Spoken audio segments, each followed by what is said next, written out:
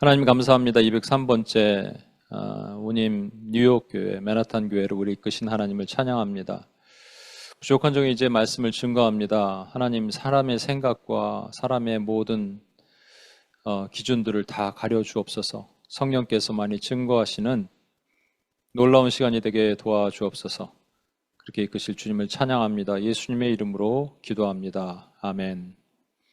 오늘은 신을 벗은 소명자 네 번째, 나 자신을 보지 말고 하나님을 보라.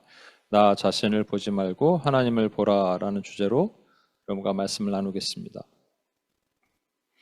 하나님께서 어느 날 모세에게 나타나셔서 내 백성 이스라엘을 구원해내라 라고 말씀하셨어요. 그런데 이게 40년간 도망자의 삶을 살고 있던 모세에게 갑작스럽게 나타나신 하나님, 예고도 없이 나타나신 거예요. 그럼 여러분 같으면 예 알겠습니다 쉽게 순종할 수 있겠습니까?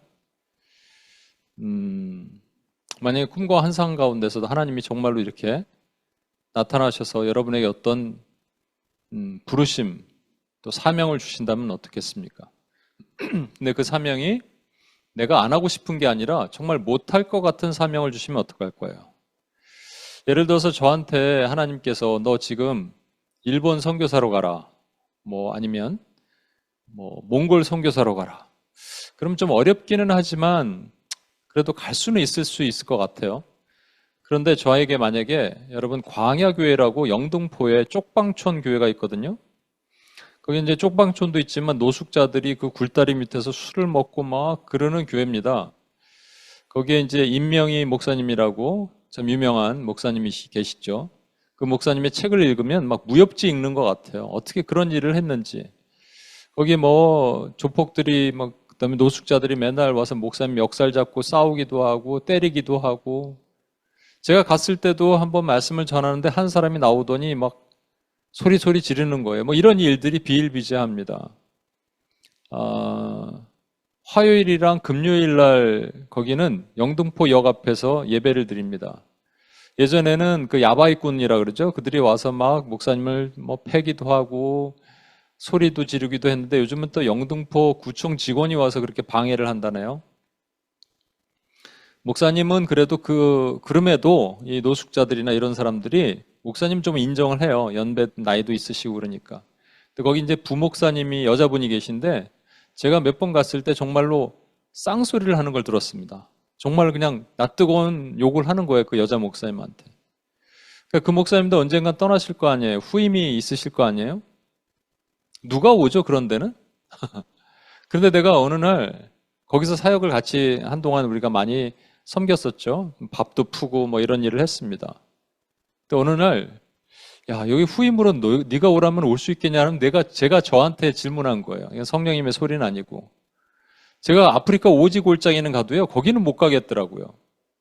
안 하는 게 아니라 못 하겠는 거예요. 여러분, 자신감의 결여죠. 한국에 이제 손흥민이라는 축구 선수가 있잖아요. 영국에 있는데 영어를 잘합니다. 저보다 훨씬 잘하죠. 그런데 이제 잘 들어보면 문법이 좀 틀려요. 근데 막 빠르게 막 해요. 근데 이제 저희 어머니가 그 영어로 인터뷰하는 걸 보고 손흥민 참 영어를 잘한다. 우리 어머니 잘 모르시니까. 그래서 제가 잘하기는 하는데 문법이 완벽한 건 아닌 것 같아요. 이랬더니 그렇지만 자신감은 있어요. 이렇게 얘기했어요. 그랬더니 저희 어머니가 이런 말씀 하시더라고요. 자신감 있는 게 잘하는 거지. 네, 우리는 너무 완벽하게 하려 그러다 보니까 막 그런 거 있죠? 이 머릿속에서 이게 주어, 동사 이렇게 하다 보니까 벌써 시간이 훅 지나가잖아요. 근데 이제 자신감 있게 막 하는 사람들은 문법이 틀리든 하든 대충 미국 사람들이 알아들으면 되잖아요. 그렇죠? 그런데 우리는 또 그게 아니고 완벽주의자들이 있으니까 참 힘들어요. 저희 이거 한번 얘기해 드린 것 같은데 저희 어머니가 예전에 제가 캐나다에 어학연수 벌써 아주 오래전 일입니다. 어학연수 하는 기간에 그때 오셔갖고 그게 무슨 엘리자베스 가든인가 하여튼 그런 데로 갔어요. 갔는데 이제 꽃을 이렇게 아크릴로 이렇게 펜던트로 만든 것이 있었어요. 근데 이제 저희 어머니가 이거 변색이 되냐 물어보라는 거예요. 뭐 지금도 제가 이렇게 딱 생각이 안 나지만 그게 디스칼라레이션이니까 뭐 how does it discolor 그래야 되나 뭐라 그래야 되나 이렇게 생각하고 있어요. 머릿속에 주어 동사 생각하고 있는데 갑자기 우리 어머니가 확 가시더니 Hey, long time color, okay? 이러는 거예요. 근데 그 직원이 뭐라 그랬냐면 오케이 그랬어요. 이거 나중에 이제 우스갯소리로 주변 사람들에게 우리 사촌 형도 미국에 오래 살았으니까 얘기하니까 그게 맞다라는 거예요. 아버지가 살아계실 때 어머니랑 아버지가 미국에 오셔서 두 분이서 버스를 타셨습니다. 근데 이제 그 당시 아마 버스가 시니어가 $1.50인가 봐요. $1.50고 아마 그 일반인들은 2.5, 그러니까 $2.50인 것 같아요. 그래서 이제 5불짜리를 내면 시니어가 5불을 내면 2불을 거슬러 줘야 되는 거예요. 그렇죠. 근데 안 거슬러 주더라는 거예요. 여러분 같으면 제가 오늘 여기 이제 미국에 계신 여러분 같으면 얘기가 달라지지만 한국에 계신 분들이 여행 가서 그러면 어떻게 할까요? 그냥 있어요. 그거 뭐 이 $2 안 받으면 그만이죠. 근데 어머니가 기사를 툭툭 쳤대요. 그러더니 이렇게 얘기했답니다. We $1.50, why $5? 이랬답니다. 그랬더니 기사가 이불을 돌려줬대요. 이 얘기를 우리 사촌형한테 했더니 사촌형이 뭐라고 그러냐면 맞다. 영어는 저렇게 하는 거다. 사촌형이 이제 미국에서 뉴욕에서 큰 비즈니스를 하거든요. 근데 이제 그 스페니시 직원들이 가끔 와서 이렇게 뭐 일들을 하는데 처음에 영어들이 되게 서투르다가 금방 는대요. 금방 느는 우리보다 뭐 빠르게 늘는데 그 이유가 뭐냐? 그 사촌형 표현입니다. 용서하시고 들으세요. 이렇게 얘기합니다. 그 이유는 어떻게든지 자신 있게 씨부리기 때문에 그렇다. 맞아요. 자신 있게 씨부리는 거예요. 자신감이 있어야 되잖아요. 그렇죠? 무엇이든지 자신감이 있어야 됩니다. 저도 참 자신감이 없어요. 우리는 왜 자신감이 없을까? 여러 가지 이유가 있는데 이런 이유가 있다고 합니다. 자기 생각이 남들 생각보다 자기 자신을 되게 낮게 보는 거예요. 그 다음에 약점만 강조해서 보는 거예요. 나는 이것이 문제고 저것이 문제고 또 자기와 남을 자꾸 비교하는 것 또는 아까 말한 완벽주의. 나는 이렇게 완벽해. 문법 하나도 틀리면 안 돼. 주어 동사 이게 딱 맞아야 돼. 전치사도 들어가야 돼. 뭐 이런 거 있죠. 그런가 하면은 가장 결정적인 이유는 실패감이라고 합니다. 한 번, 두 번 실패한 사람들은 자신감이 떨어지죠. 제가 예전에 한번 이런 꿈 얘기를 했을 텐데 여러분 꿈을 반복적으로 적어도 10번, 20번 이상 똑같은 꿈을 꾼다면 그건 영적인 문제가 있는 거예요. 제가 어떤 꿈을 반복적으로 꿨냐면 여러분 그 스키 점프대 있죠. 스키 점프대에서 처음 이렇게 내려가는 점프대가 거의 절벽 수준이더라고요. 근데 그게 한 38도 정도 돼요. 근데 제가 꿈에서 자동차를 막 몰고 가는데 정말로 한 50도 각도 그 정도 되는 언덕을 올라가는 거예요. 빵 하고 올라가는 거예요. 근데 올라가다가 저 언덕 끝까지 가야 되는데 중간에서 시동이 꺼지는 거예요. 그럼 어떻게 됩니까? 뒤로 넘어가는 거잖아요. 그러다가 꿈을 깨는 거예요. 하고 꿈을 깨는데 그게 여러분 한 10번이 아니라 거의 거짓말 조금 더 보태서 한 20번은 꾼 것 같아요. 뭐에 대한 꿈일까요? 전 자신감, 두려움, 뭐 이런 것에 대한 꿈이 아닐까 생각이 들었어요. 그러다 이제 아주 오래 전이에요. 그러다 그 이상 어느 때부턴가 그 꿈을 꾸지 않더라고요. 제가 아는 자매가 있는데 성악하는 자매인데 노래를 참 잘합니다. 근데 문제는 무대만 쓰면 떨어요. 이게 독일에서 뭐 공부하고 그랬던 자매인데 무대만 쓰면 떨어서 결국은 빛을 못 보고 사라져 버렸어요. 자신감이 없는 거죠. 오늘 모세를 하나님께서 부르시죠. 내 백성을 인도해 내라. 근데 모세 안에 자신감이 없었습니다. 그래서 모세가 정말로 안 하겠다는 게 아니라 못 하겠다는 거예요. 그래서 이렇게 얘기합니다. 11절 보세요. 모세가 하나님께 아뢰되 내가 누구이기에 바로에게 가며 이스라엘 자손을 애굽에서 인도하여 내리이까. 모세 안의 두려움은 두 가지인데 첫 번째 두려움은 바로 앞에 가는 거예요. 근데 바로 자기 정적이었던 바로가 투투모스 3세라는 하여튼 바로가 있었어요. 자기 정적이었죠. 근데 그가 죽었어요. 죽었다고 하나님이 말씀하세요. 그러니까 모세를 누군지 모르는 사람이 있으면 그냥 가면 되잖아요. 근데 그게 안 되는 게 뭐냐면 우린 두려움이 우리 안에 내재되어 있으면 트라우마로 남습니다. 개한테 한번 물린 사람은 개만 봐도 두렵고 물에 한번 빠진 사람은 물만 봐도 두려운 거예요. 트라우마. 그런가 하면 모세 안에 진짜 또 다른 두려움은 이스라엘 백성 앞에 서야 되잖아요. 모세가 어떻게 광야로 가게 됐습니까? 이스라엘 백성을 애굽 관리가 박해하고 있으니까 그 애굽 관리를 쳐 죽였단 말이에요. 그리고 다음 날 딱 와서 보니까 이스라엘 백성들이 또 싸우고 있어요, 자기들끼리. 그래서 네 동족끼리 왜 싸우냐 그랬더니 누가 너를 우리 관리로 세우느냐? 너도 우리를 또 죽이려 그러냐? 이렇게 얘기하는 걸 순간 두려워해서 도망갔단 말이죠. 그리고 40년이 지난 거예요. 그런데 이스라엘 백성 앞에 서서 내가 너희를 구원해낼 리더다 이렇게 얘기하면 뭐라 그러겠습니까? 누가 너를 리더로 세웠느냐 이러지 않겠어요? 그렇죠. 그러니까 모세 안에는 이 낮은 자신감, 실패로 인한 자신의 능력 부족으로 인한 남들의 시선으로 인한 낮은 자신감이 있는 것이 분명해요. 모세가 조금 젊었을 때 부르셨으면 40살에 미디안 광야로 갔으니까 45살이나 한 50살에 부르셨으면 얼마나 좋겠어요. 그런데 하나님은 모세의 힘을 다 빼신 다음에 80이 된 다음에 부르신다는 거예요. 근데 여기 반전이 있습니다. 뭐냐면 하나님은 일하실 때 그냥 우리가 일리가 있는 상황, make sense 된 상황으로 상황에서 우리를 부르시는 것이 아니고요. 아무것도 할 수 없는 상황, 말도 안 되는 상황에서 하나님께서 우리를 부르실 때가 훨씬 많은 겁니다. 왜냐하면 말이 되면 내가 하죠. 말이 안 되니까 하나님이 하시는 거죠. 여기서 모세의 이 지금 11절에서 중요한 키워드가 하나 있는데 뭐냐면 Who am I? 내가 누구이기에 라는 말입니다. 내가 누구이기에 라는 말이 되게 겸손해 보이죠? 근데 겸손을 가장한 변장한 교만입니다. 이거는 성경에도 또 다른 사람이 내가 누구이기에 말했던 사람이 있어요. Who am I? 사람이 무엇이간데 주께서 저를 생각하시어 인자가 무엇이간데 저를 권고하시나이까. 이거 누가 한 거예요? 다윗이 그랬죠. 다윗이 Who am I? 라고 얘기한 거는 정말로 자기 자신이 겸손하게 내가 누군데 하나님 저를 이렇게 축복하십니까에 대한 얘기였다면 이 모세가 얘기하는 내가 누구이기에는 이게 되게 겸손해 보입니까, 여러분? 아니에요. 하나님이 부르실 때 불순종하는 이유가 뭔지 아십니까? 자기 자신을 보기 때문에 못하는 거예요. 내가 누구이기에란 말은 내가 자기 자신을 보는 거예요, 여러분.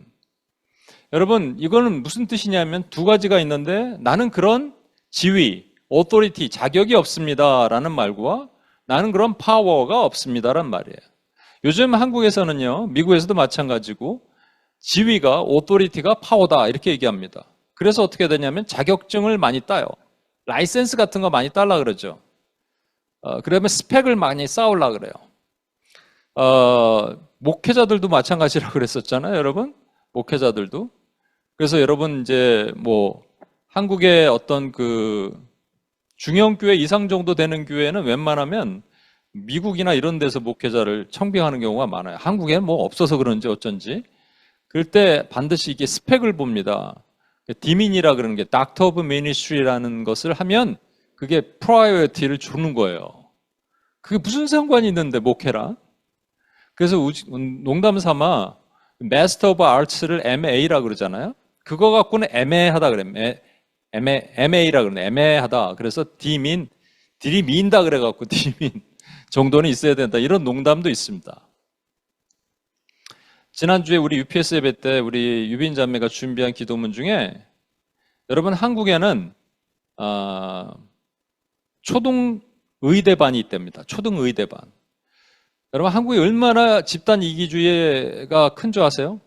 중국이나 인도 같은 경우는요, 젊은이들이 공대 가려고 그래요. 공대 가는 거는 물론 뭐 취업도 이제 잘 될 수 있고 그렇지만 그건 국가에 이바지하는 겁니다. 그런데 의대는 자기를 위해서 가는 거예요, 엄밀히 말하면. 뭐 의술을 통해서 뭐 민생을 살피고 뭐 이런 거겠어요?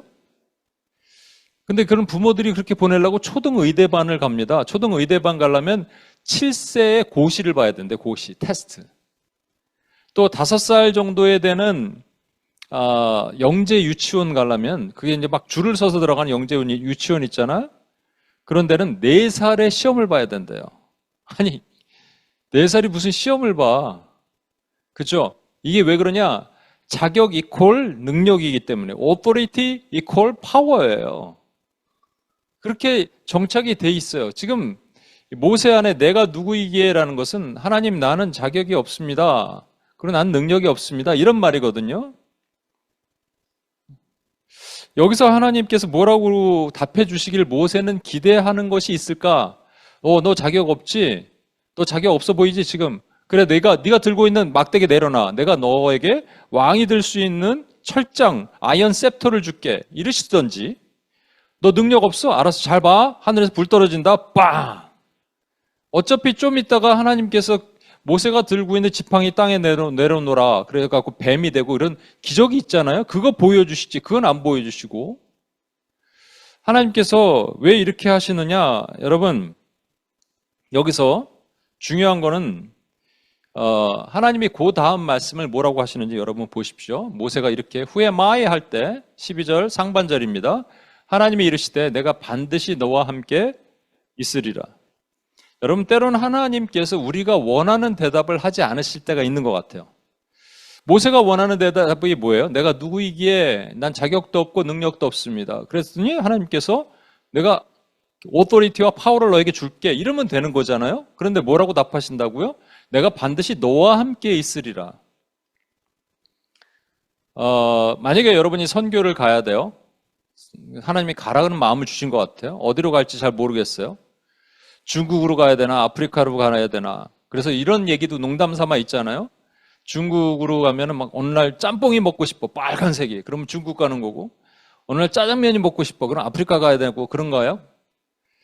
근데 실제 어떤 선교사님이 이걸 놓고 기도하고 있었어요. 하나님 이제 목회를 다 내려놓고 선교사로 가고 싶은데 하나님 제가 어디로 갈까요? 그랬는데 하나님이 어느 날 책을 읽어라 그러시더래요. 책이라니?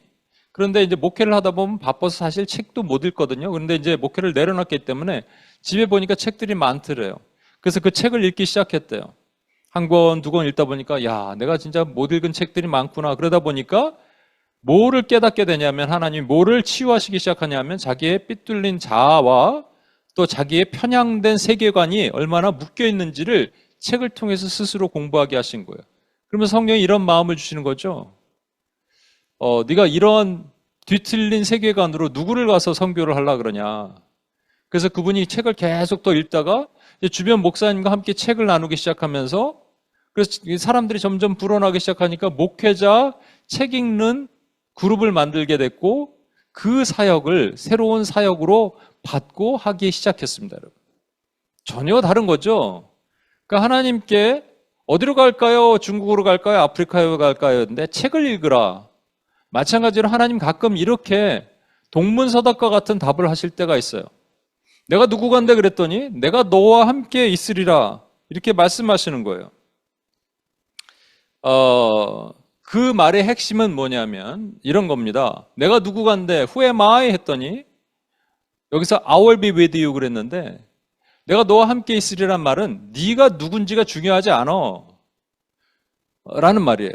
왜냐하면 우리는 항상 불순종하는 기준이 뭐냐면 내가 할 수 있냐 못하냐 안 하냐가 아니라 못한다는 거거든요. 내가 할 수 있냐 못하냐 나는 그런 자격이 없고 나는 능력이 없는데 할 수 있냐 못하냐. 근데 하나님이 뭐라고 하시냐면 너의 자격과 너의 능력은 중요하지 않아. 내가 할 거야. 그러니까 내가 너와 함께 있어 이런 말이거든요. 하나님이 좀 무시하시는 발언 같습니까? 아니에요. 이건 무시하는 게 아니에요. 이것 때문에 사실은 우리에게 필요한 것이 바로 이거거든요. 우리가 왜 순종을 못하고 우리가 왜 더 나가지 못하고 또 그 다음 단계를 나가지 못하냐 하면 자꾸 나를 보는 거예요. 내 손을 보는 거예요. 내 능력을 보는 거예요. 그래서 내 생각으로는 내 경험, from my experience 이런 말 많이 쓰는 in my opinion 이런 거 많이 하거든요. 왜 그럽니까? 자기 생각이 내 기준이 그렇다는 거예요. 제가 자주 얘기하는데 여러분 플러머들 불렀어요. 이게 뭐 싱크대가 고장이 났어요. 플러머를 불렀습니다. 그럼 어떻게 해야 돼요? 내가 이렇게 막 이렇게 고치고 있었다가 띵동 하고 플럼버가 왔어요. 그러면 자리를 비워줘야죠. 그 사람이 와서 고치도록. 그런데 잠깐만 기다리세요. 내가 해볼게요. 해볼 때까지 해보고 안 되면 들어오세요. 이렇게 얘기하면 되겠습니까, 여러분? 그러니까 이게 우리라니까요. 모세도 마찬가지예요. 그때 하나님이 어떤 음성을 듣느냐? 내가 너와 함께 하겠다. 너는 무력하지만 나는 할 수 있어. 너는 아무것도 못해. 내가 할 거야. 라는 말입니다. 여러분, 이것은 모세에게만 하신 말씀이 아니에요. 예를 들어서 야곱 있죠? 야곱이 형 에서를 만나러 갈 때 그 두려움, 극심한 두려움에 빠져 있을 때 하나님이 뭐라 그러시냐면 두려워 말라. 가라. 내가 너와 함께 하겠다. 예레미야에게 너는 선지자다 그랬더니 예레미야가 두려워하면서 나는 아이라 말 못합니다. 두려워 말라. 내가 너와 함께 하겠다. 그리고 가장 결정적인 신약에 와서는 누가 이 말씀하셨죠? 예, 우리 주님께서 부활 승천하시면서 제자들에게 뭐라고 하십니까?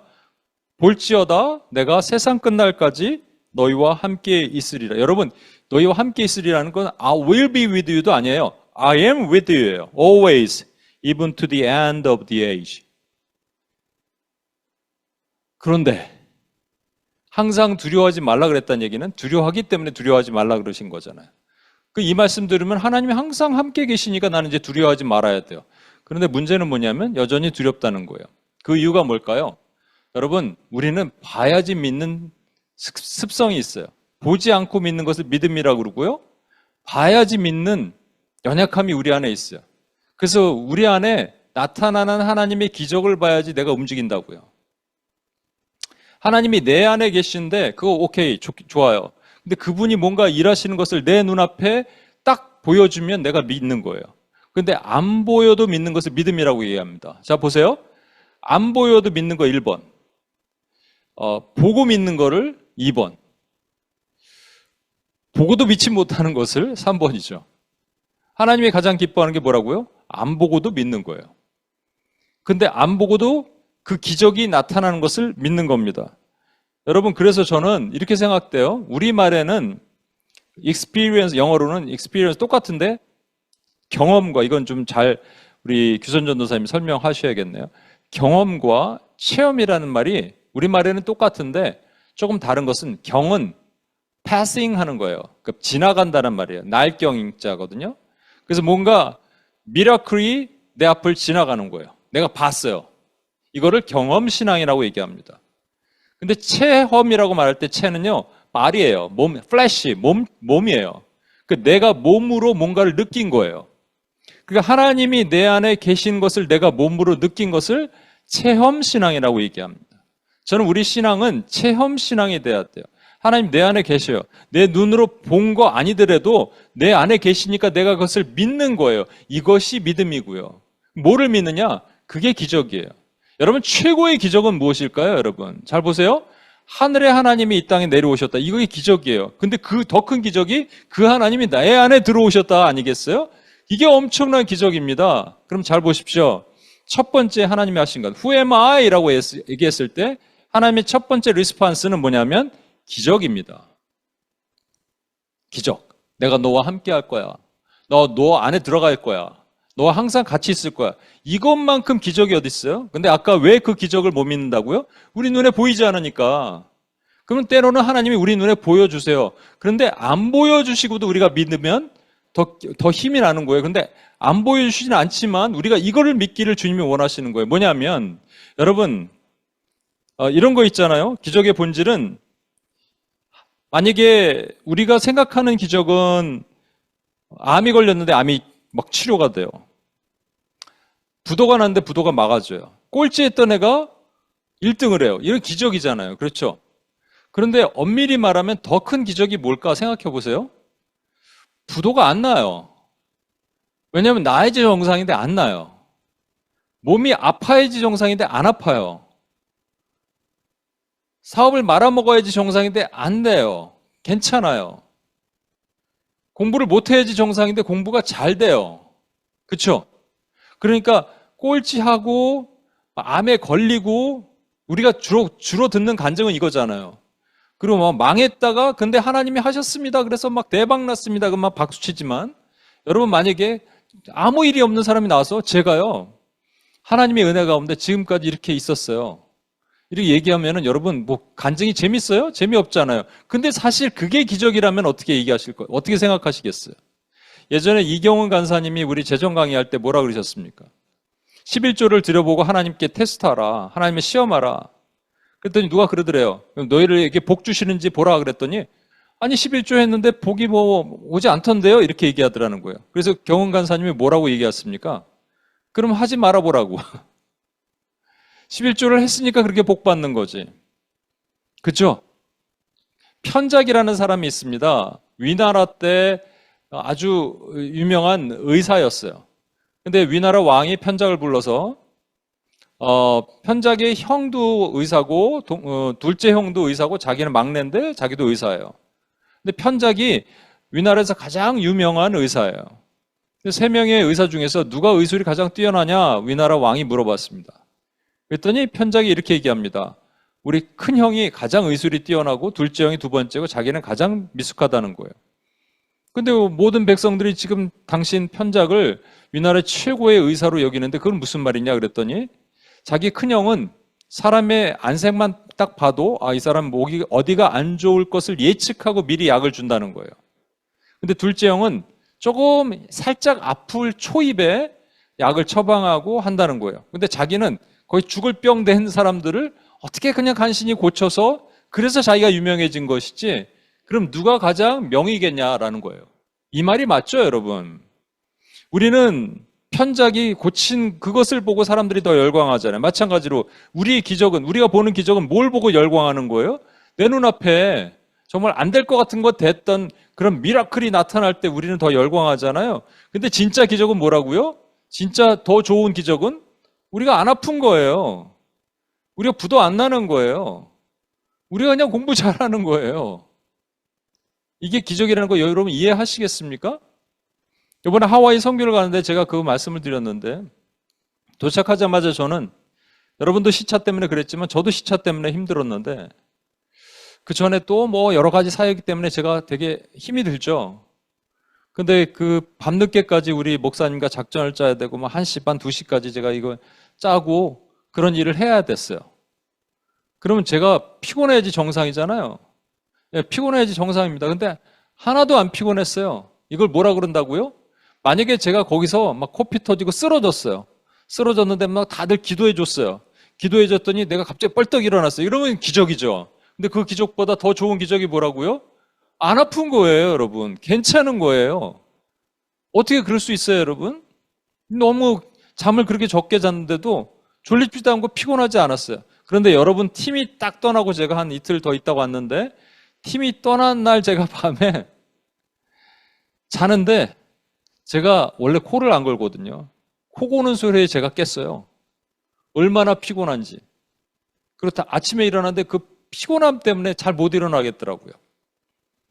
그쵸? 그때 내가 뭐를 깨닫는 거예요? 와, 하나님의 기적이었구나.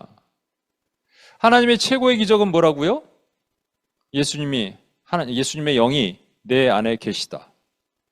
와, 어떻게 이분이 내 안에 계시지? 그리고 그분이 나를 지키시는 거예요. 이게 최고의 기적이에요, 여러분.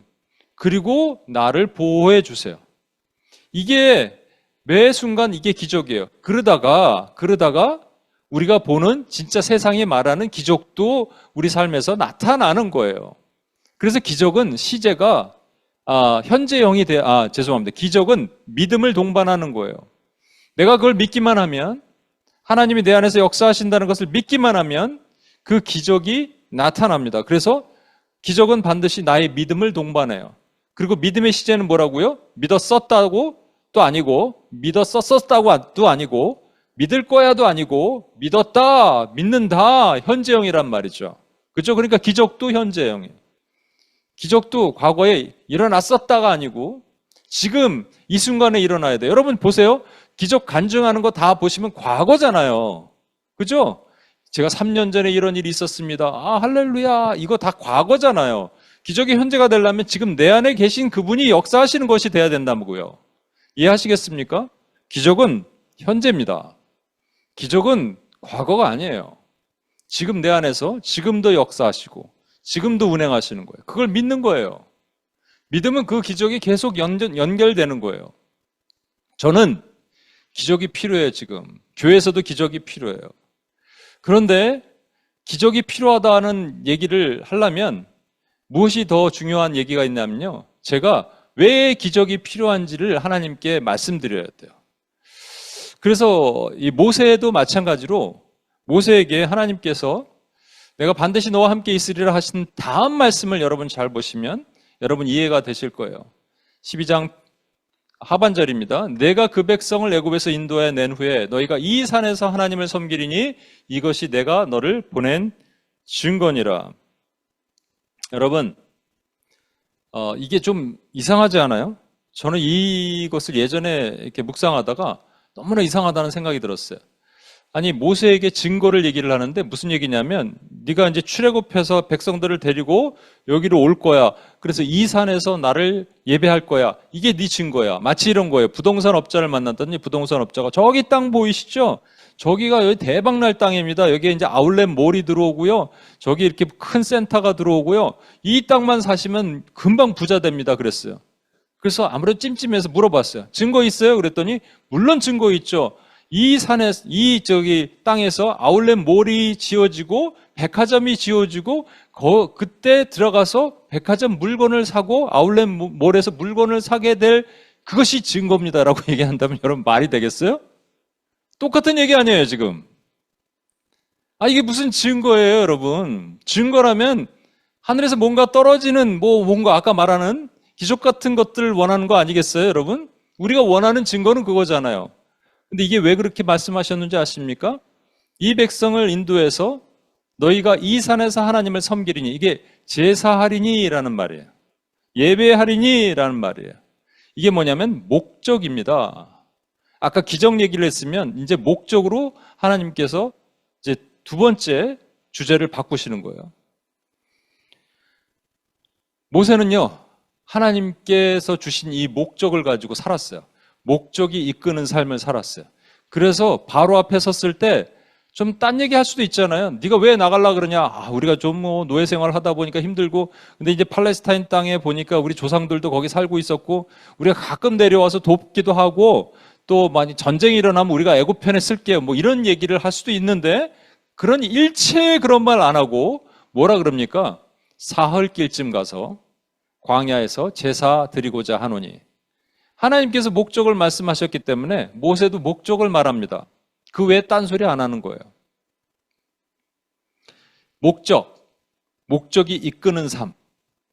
지난주에 제가 오스기니스의 소명 얘기하면서 또 얘기했죠. 제가 자주 얘기합니다. 소명, 비전을 다른 말로 하나님이 나를 이 땅에 부르신 목적이에요. 그럼 그 목적이 뭐냐? 비전이에요. 다른 말로 소명이에요.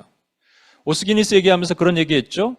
하나님의 소명을 가진 사람 또는 소명을 갖고자 노력하는 사람은 하나님 앞에 특별하다. 다른 말로 목적이 이끄는 삶을 사는 사람들은 적어도 성경의 다른 인물들 말고 목적이 분명한 인물들은 하나님 앞에 특별했습니다. 모세 보십시오. 하나님 앞에 매우 특별했죠. 그 목적을 우리는 소명이라고 하는데, 그죠? 소명은 소망이 동반돼요. 그리고 그 소망은 현재가 아니라 시제가 미래입니다. 항상 미래가 나를 끌고 가는 거예요. 그래서 비전이 나를 끌고 가는 삶을 사는 거예요. 그런데 문제는 뭐냐면 어떤 사람들은 목적이 이끄는 삶을 살지 않고 수단이 이끄는 삶을 사는 거예요. 돈, 명예, 가족, 교회 사역 전부 수단이지 목적은 아닙니다. 모세에게 있어서 수단 뭘까요? 모세 지팡이를 갖다가 뱀으로 만들어. 이게 목적입니까? 수단입니까? 수단이죠. 10가지 재앙을 줘. 목적입니까? 수단입니까? 수단이죠. 홍해를 갈러. 목적입니까? 수단입니까? 수단이죠. 근데 이 수단에 목숨 거는 사람들이 있다고요. 그게 아니에요. 하나님이 원하시는 것은 목적에 목숨 거라 그러는 거지 수단에 목숨 걸으라고 하지 않으셨단 말이에요. 저는요, 교회가 부흥하기를 원합니다. 부흥은 목적이에요? 수단이에요? 수단이죠. 그럼 저는 교회 부흥을 하나님께 부르짖고 막 기도합니다. 오늘도 그런 얘기를 좀 나눴는데, 정말 하나님, 부흥하는 건 기적이잖아요. 그렇죠? 근데 부흥 자체는 수단이지 결코 목적이 될 수 없고요. 부흥이 기적이라고 해도 목적이 동반되지 않은 기적은 저에게 독이 될 수 있습니다. 여러분에게도 마찬가지고. 그래서 수단이 이끄는 삶을 사는 사람들은 결국은 아까 하나님 앞에 특별한 존재가 되지 못한다니까요. 세상은 다 수단이 이끄는 삶을 살아요. 근데 하나님의 백성들은 목적이 이끄는 삶을 살아야 됩니다. 저는 이런 고민을 해요. 온님교회 왜 세우셨지? 제가 여러분에게 한번 살짝 토론한 적이 있는데, 제가 뭐 한국으로 이제 관지 17년이 됐는데,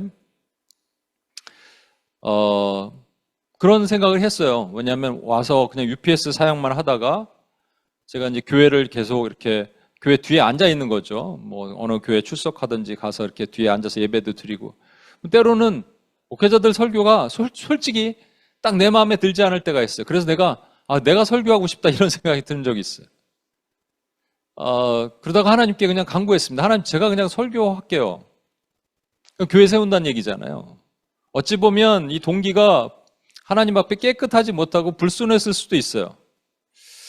근데 그것까지도 하나님이 사용하셨을 거라고 생각이 들어요. 그런데 그렇다면 온님교회를 왜 세우셨을까?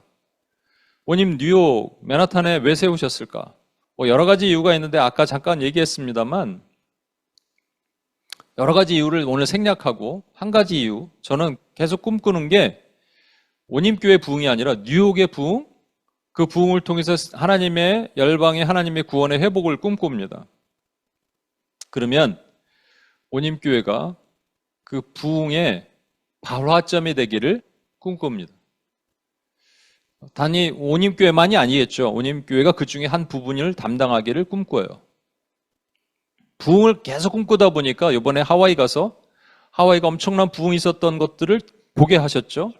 그러면 뉴욕은 그것이 제가 꿈꾸는 건데, 여기 시흥은요. 여러분, 이 시흥이란 땅이 시흥과 안산을 합치면 용인이란 땅과 비슷하죠. 사이즈가. 근데 이것도 지난번에 한번 말씀드렸을 텐데, 용인이라는 곳에는요, 기독교 대안학교가 50개 있습니다. 근데 그 중에 가장 큰 기독교 대안학교의 교장 선생님이 어느 날 비전을 받고 기독교 대안학교가 시흥과 안산에는 빵개예요. 하나도 없어요. 그래서 그 비전을 받고 이곳에 오셔서 몇 년 전에, 한 3년 전에 학교를 오픈했어요. 근데 갑자기 한 3, 4일 전에 연락이 오셔서 냉면을 사주시겠다는 거예요. 놀러 오라는 거죠. 갔더니 이제 내년도 입학 설명회를 하는데 혹시 교회에 이제 사람들이 있으면 좀 소개시켜달라, 뭐 이런 내용이었어요. 이거 들으려고 하나님이 이 교장 선생님을 만나라 그러셨는가? 뭔가 이유가 있을 텐데 하는데, 그 다음이 제가 충격을 받았어요.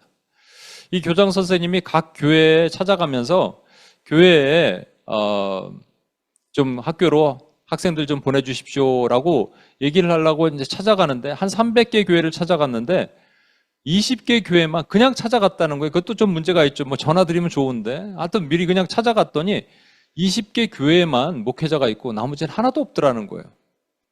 그리고 또 연락해서 만난 목회자들도 이렇게 반기지 않더라는 거예요, 여러분.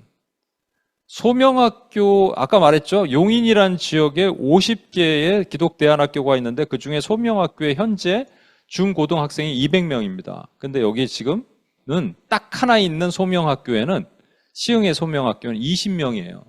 3년이 됐는데. 그때 제 마음 안에 이거를 듣게 하시는구나. 불모지에다가 저를 넣으셨구나. 그런데 불모지가 불이 붙으면, 불모지는 여러분 아세요? 잡초만 무성하고 다 말라 비틀어진 것이잖아요. 이거 불타기는 아주 좋습니다. 불모지가 불타면 엄청난 일이 있구나라는 생각을 하게 하셨어요. 저는 부흥을 꿈꾼다고 얘기했죠. 뉴욕에 불이 붙어갖고 하와이 잠깐 불 막 태우고, 그리고 한반도에 불이 붙기를 소망합니다. 물론 먼저 부흥이 있었던 평양과 원산에도 불이 붙기를 소망해요. 근데 이 작은 교회가 무엇을 할 수 있을까? 이 작은 교회 부흥을 주옵소서는 수단이고요. 내가 그 목적을 계속 꿈꾸고 기도하면 하나님께서 나를 목적으로 이끌어 가시는 거예요. 그렇죠? 그러면 그때 기적이 나타나는 거예요. 현재. 과거에 그랬었어가 아니고요. 현재의 기적을 내가 믿음으로 취하는 거예요. 저 목적은 소망이거든요. 미래의 소망이 나의 현재 믿음을 끌고 가는 거예요. 이게 잘 가면 좋은데 잘 못 갈 수가 있습니다. 약해질 때도 있어요. 기적이 안 나타날 때도 있어요. 그러면 어떻게 되느냐? 힘이 빠집니다. 그때 하나님께서 한 가지 더 하시는 게 있어요. 그게 뭐냐면 흔적입니다. 15절 보세요. 하나님이 또 모세에게 이르시되 너는 이스라엘 자손에게 이같이 이르기를 너희 조상의 하나님 여호와 곧 아브라함의 하나님 이삭의 하나님 야곱의 하나님께서 나를 너에게 보내셨다 하라. 이는 나의 영원한 이름이요 대대로 기억할 나의 칭원이라. 여러분, 기적이 현재형이라고 얘기했죠. 기적은 원래 우리 간증할 때 과거라니까요. 그런데 또 다른 기적, 여러분이 하나님이 내 안에 계시다. 이건 현재형이잖아요. 그렇죠? 그리고 목적은 미래형이죠. 이제 하나가 남았습니다. 흔적의 시제가 뭘까요? 흔적. 당연히 과거죠. 예, 맞습니다. 그래서 미래가 우리를 이끌어가고 소망이 나를 이끌어가고 비전이 나를 이끌어갈 때 하나님의 현재의 기적을 보는데 그것이 약해질 때가 있죠. 희미할 때가 있어요. 그때 뭐를 해야 되냐면 여기를 보는 거예요. 과거를. 과거에 나의 하나님의 족적을 봤더니 하나님의 역사가 있었어요. 그렇죠? 하나님의 기적이 있었어요. 진짜로 과거에. 15절 보시면 모세에게 그 전에 이렇게 얘기하십니다. 하나님이 누구라고 물어보면 누구를 만났냐고 얘기할까요? 그 당시엔 다신주의잖아요. 그러니까 여러 신이 있는데 어떤 신을 만났냐고 말하면 누구라고 얘기할까요? 할 때 하나님이 스스로가 I am who I am. 나는 나다라고 말씀하시고 그 다음에 말씀하시는 게 뭐냐면 나는 아브라함의 하나님, 이삭의 하나님, 야곱의 하나님이야. 이거 무슨 말이에요? 역사 가운데 있었던 하나님이고 네가 돌아보면 그 족적을 볼 수 있어. 그 흔적을 너는 볼 수 있어 란 말입니다. 그렇죠? 그러니까 여러분 우리가 비전이 희미할 때가 있잖아요. 비전을 잘 못 찾을 때는 이 비전 훈련 우리 수련회 때 많이 했는데 비전을 잘 못 찾고 잘 모를 때는 어떻게 하냐면요. 내 삶에서 나타나셨던 하나님의 흔적을 하나 둘 찾아보는 겁니다. 오늘도 그런 질문했어요. 여러분 오님교회 왜 오셨어요? 그냥 왔나 보다가 아니고요. 만약에 그것이 흔들릴 때가 있어요. 오님교회 온 게 맞나? 이게 과연 맞나? 라는 생각이 들 때가 있죠. 그럴 때 여러분 직장 왜 들어가셨어요? 이 직장이 맞나? 여러분 가정을 왜 꾸미셨어요? 이 사람이 맞나? 뭐 이런 거잖아요. 결국은 그게 비전과 목적과 관련되는 거잖아요. 그때 그것이 흔들릴 때 뭐를 보라고요? 하나님이 나를 어떻게 이끄셨는지 흔적을 보라고요. 트레이싱 하는 거예요. Track your life. 당신의 삶을 트래킹 해보라는 말이에요. 그러면 하나님의 흔적이 보입니다. 저는 이 온입교회를 세우면서 여러 가지 하나님의 흔적을 제가 마음이 약해질 때마다 다시 더듬어요.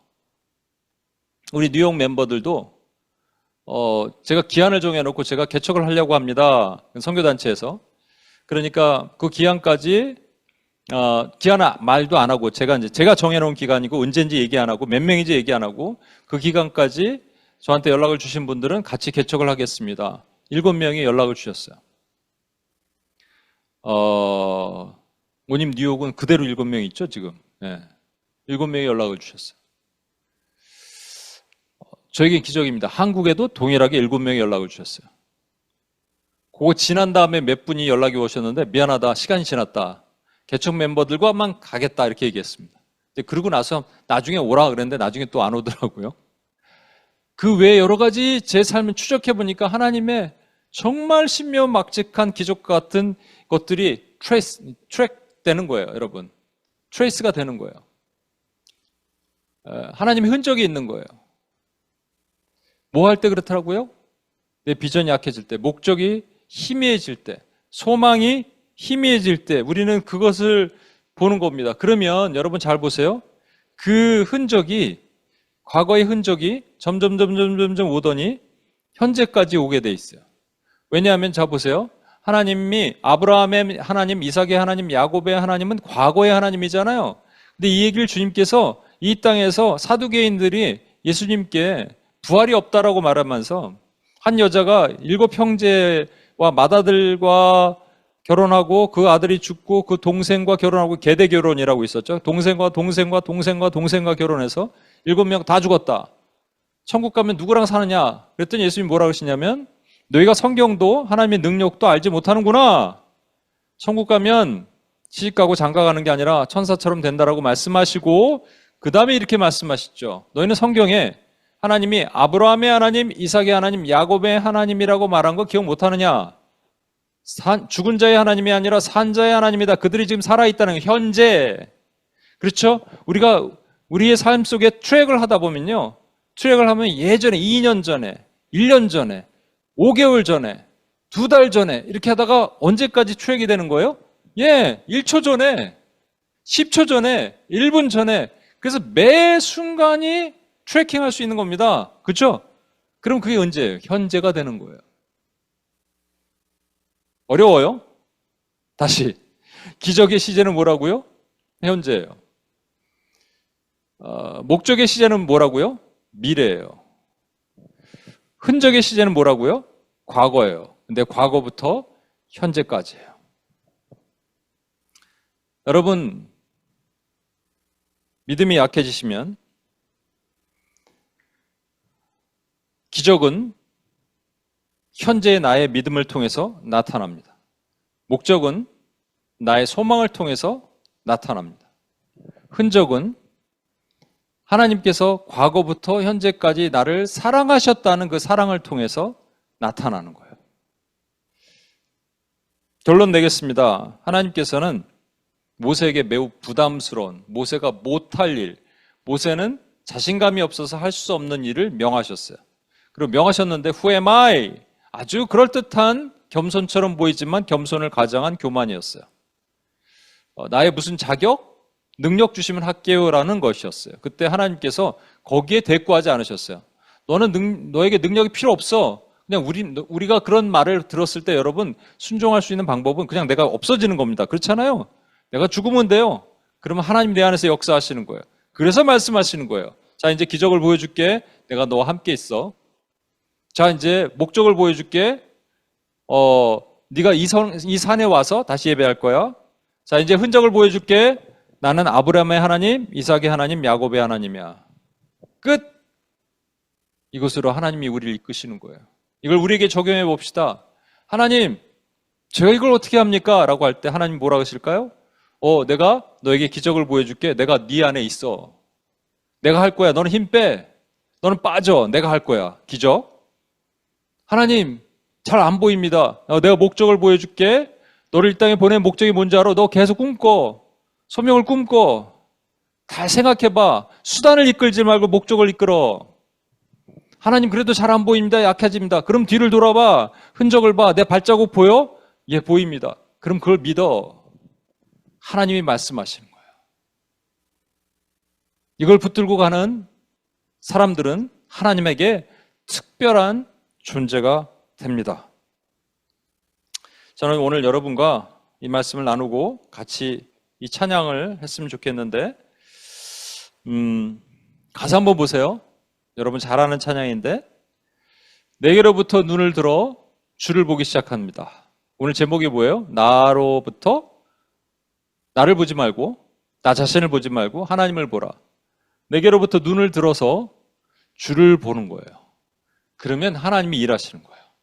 하나님이 일하시면 뭘 보는 거예요? 기적을 보는 겁니다. 그리고 하나님이 목적을 이끄신 소망을 보고 그래도 희미하면 흔적을 바라보면서 우리는 묵묵히 가는 겁니다. 저도 흔들리고 약할 때도 있고 오늘도 흔들렸어요. 그런데 여러분, 언젠가는 하나님의 역사를 우리는 볼 것으로 흔들리지 않는 믿음 안에서 기적과 목적과 흔적을 통해 하나님 앞에 나가는 하나님의 종들이 되길 소망합니다. 자리에서 일어나셔서 이 찬양 같이 한번 부르겠습니다.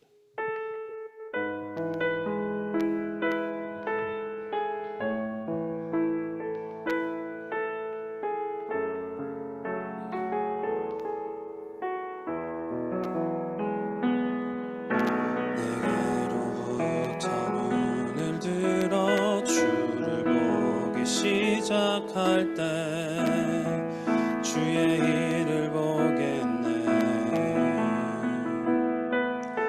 내 작은 마음 돌이키사 하늘에 꿈꾸게 하네. 주님을 볼 때 그 시선을 주님께 드리고 살아계신 하나님을 느낄 때 내 삶은 주의 역사가 되고 하나님이 일하기 시작하네. 성령이 나를 변화시켜 모든 두려움 사라질 때 주의 일을 보겠네. 황폐한 땅 한가운데서 주님 마음 알게 되리. 주님을 볼 때 모든 시선을 주님께 드리고 전능하신 하나님을 느낄 때 세상은 주의 나라가 되고 하나님이 일하기 시작하네.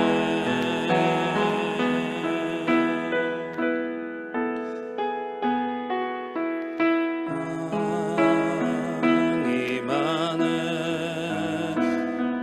주 볼 때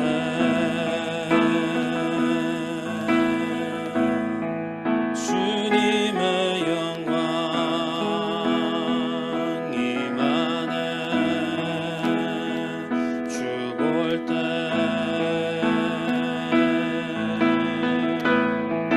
주님의 영광 임하네. 주 볼 때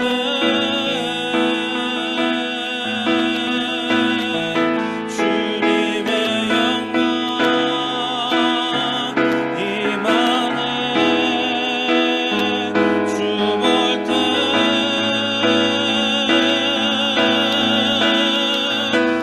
모든 시선을 주님께 드리고 살아계신 하나님을 느낄 때 내 삶은 주의 역사가 되고 하나님이 일하기 시작하네. 우리 시간 같이 한번 기도하겠습니다. 세상이 말하는 기적은 내 눈앞에 뭐가 이렇게 경험처럼 지나가는 거예요. 근데 우리가 가져야 될 기적은 내가 몸으로 체득하는 겁니다. 주님이 내 안에 계시구나를 느끼는 거예요. 그게 현재의 기적이 되죠. 그렇지 않으면 모든 기적은 과거게요. 현재 기적입니다. 최고의 기적이 하나님이 나와 함께 계시다요. 그럼 다 끝난 겁니다. 솔직히 이러면 다 하시는 거예요. 나만 없어지면 돼요. 내 힘만 빼면 돼요. 그러면 하나님이 일하시는 거예요. 믿으십니까 여러분? 내게로부터 눈을 들어 주님을 바라보면 주님이 일하십니다. 저도 그렇고 여러분도 그렇고 뭔가 아둥바둥 애썼는데 그래서 삶에 기적이 없고 능력이 흘러나가지 못하고 믿음이 약해졌다면 이제 한번 그렇게 해봅시다.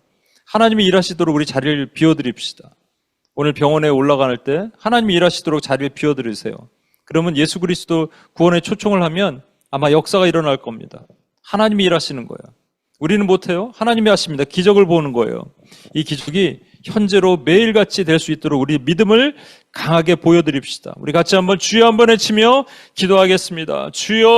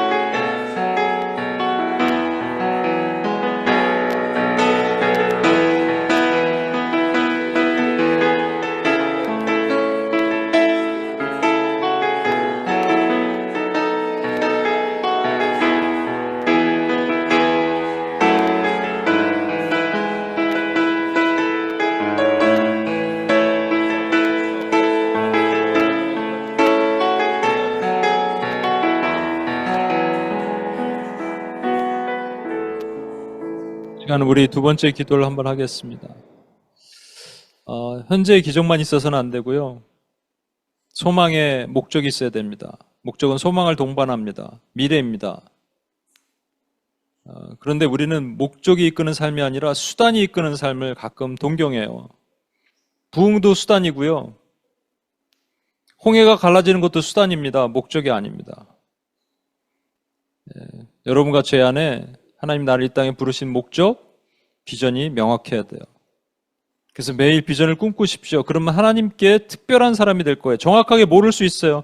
늘 고민합니다. 저도 몰라요. 그냥 생각하는 거예요. 그런데 고민하는 사람들은 하나님께 특별한 사람이고요. 고민하지 않는 사람들은 하나님 앞에 특별하지 않습니다. 그러면 저 같으면 고민하겠어요. 그죠? 매일같이 그 기도하겠어요. 하나님, 온임교회 왜 세우셨습니까? 하나님, 제가 이 땅에 태어난 목적이 무엇입니까? 저를 왜 뉴욕에 보내셨습니까? 왜 저를 이 직장으로 보내셨습니까? 제가 무엇을 하기를 원하십니까? 이 기도를 하나님 책망하실까요? 아니에요. 기뻐하십니다.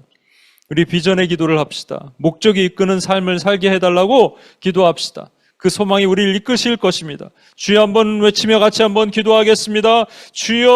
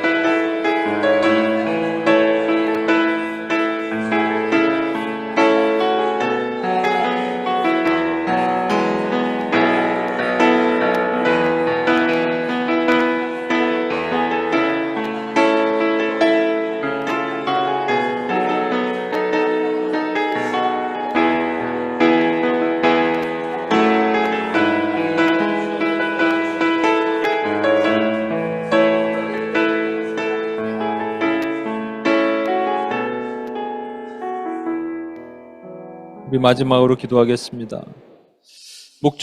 목적이 강하면 좋겠어요.